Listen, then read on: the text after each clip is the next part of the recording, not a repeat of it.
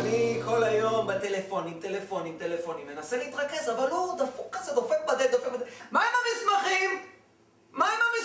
אני לא יכולתי יותר, בסוף פתחתי את זה, אמרתי, תקשיב, אתה נורמלי, תגיד לי, אני יושב פה, מנסה להתרכז, אתה דופק על הדלת הצהובה שלי הזאת. מסתכל, אומר לי, הדלת שלך לא צהובה, היא כתומה. הוא דפוק לו ואומרים לו. לגמרי. כל פעם הוא נותן את הפאנץ' הזה. זה בדיוק ככה, הוא מדבר. כל פעם הפאנץ' הזה. טוב. מה מי נזוז? אבל אנחנו גם נזוז דפנה חרמנית.